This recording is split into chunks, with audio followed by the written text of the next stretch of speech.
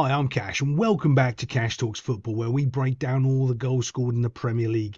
Using my over 20 plus years coaching experience and very vast other numerous nonsense in the footballing world, I give you a different insight into the game of the old footy. And today it was Southampton against Liverpool.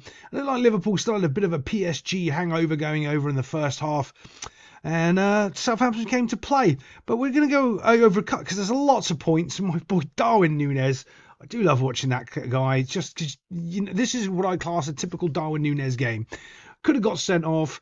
I'll get to it when I get to it, just ranting about Núñez. But he's the first guy we're going to show in this little clip here. We're going to highlight, this is the goal. We're going to have the throw in. This is where it's going. But when the ball gets played into the field here, you can see Curtis Jones, this is really his zone. He should really be watching here. And you're watching someone from another line come back over here and deal with this, because you can see there's no player here for Curtis Jones to deal with. So it's really his player. That's what he should be looking to deal with, right? But here's the funny thing in football. When you see somebody else running, doing that job, you don't do it. You go, oh, yeah, he's going to get it. But Núñez is on the wrong side of him. He's got no way he's going to win this ball. No way he's going to challenge, but he starts to because he spots a danger. Watch. As soon as this happens, look, you see, he starts to run. Boom. As he goes, it's too late for Curtis Jones. He didn't really identify it and notice it. And now the ball is dropping into this space here. And you can see Van Dijk is coming over slowly just to mop it up and deal with this little danger here. Now, when Van Dijk does come in to try to deal with this danger, you can see it's almost like a point of complacency. It's like, I'm going to deal with this. But what you don't see is Alisson Becker.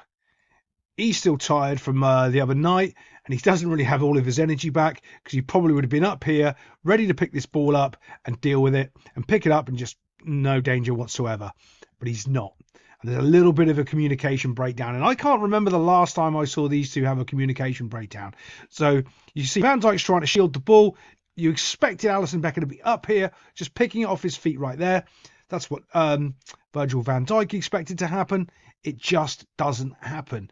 So now here's the problem. Van Dijk can't touch it because then Becker can't pick it up. He can't really pass it to him, which he could, but he's not really looking to do that, which is kind of weird. I thought you would just play it to him and he would just clear it and there'd be no issue. But that's just not what happens at all. They end up basically running into each other. Big coming together, just absolutely no communication of who's doing what, where and when.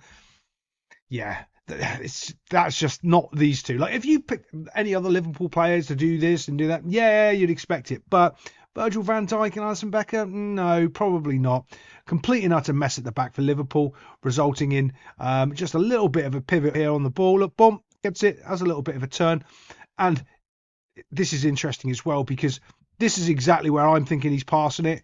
No, he's got other ideas. He ends up slotting it over here. Look at this guy here. Yeah, just play it over everyone to me. Yes, and I shall volley it into the top corner like I haven't done all season. Pivots on the ball and just puts it into the corner. Quality goal.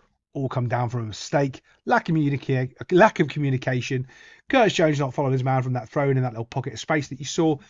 Yeah, let's move it on. So this is probably a red card. Darwin Núñez doing Darwin Núñez things. He's nowhere near the ball, but if it's gone to VAR and they say, well, it's Darwin Núñez, they go, well, he's probably thought he's kicked the ball because his, timing of kicking the ball's probably off. But all jokes aside, this is probably a red card. I mean, he just clatters him. That's a cynical foul. It really, really is. The ref gives a yellow, but if he gives a red, you can completely and utterly see why. This is one of those weird things where should certain yellow cards be reviewed by VAR? Maybe. Because that's like, if he doesn't do it, right? If he doesn't card him, VAR can then look at it to be a red card. But because he does card him and it's a yellow card, soft, strong, whatever you want to call it, then VAR can't look at it. So the ref puts himself in a situation where basically he just goes, And one of the horrible things I hate is, like, we could all take it if there was no such thing as VAR. We could just go, yellow card, ref's done a bad call, jog on. But because there's VAR, we put so much more scrutiny on every single decision and harder foul and decision, where if he got sent off, you go, yeah, probably, it's Darwin Núñez. What do you expect? But he didn't. So let's move it on. Okay, so what I want you to look at is when Luis Diaz picks up the ball here, I want you to kind of look at this line in between there. See that space? And you can see he's got a covering defender that can stay with him. Right, so why is he a covering defender? Think of it this way. He's got the point on the ball, the space in behind there, he can cover, but he's not here. He's not behind this line. If you can draw it, well, he is behind it, but he's not quite enough, right? He's not back far enough behind where it's going to be an issue. And half of it is because that line not a drew. I'm so terrible at drawing lines. Yeah, it's about that's even worse, Cash. So what I mean by this is as we move this forward, you're going to understand exactly what I'm talking about with this person. Okay, this is the point where Luis Diaz is going to go past him, and you can see the standstill approach right here. And you see that gap there? He is not now level with his teammate like he was a second ago, and able to cut this space off here, or basically stop the passing lane. Him being this deep opens up this angle here. If he's here, it makes this angle much tighter and very, very, very harder to pass. He doesn't. He's just lazy. Just stood there. He's already jogged from here to here. He might as well just carry on an extra 5 yards. He hasn't, because he's doing the old Premier League football thing. Instead of my shape, I'm marking a player. It doesn't matter. At this point, it doesn't matter. You don't understand angles if you do that. As you step forward, you close that angle to make it difficult. The further back you are, the wider that gap is there, and they can pass it straight through into the middle. That's exactly what happens. There. Now, can you see that? He would have been right here. Bump, right there.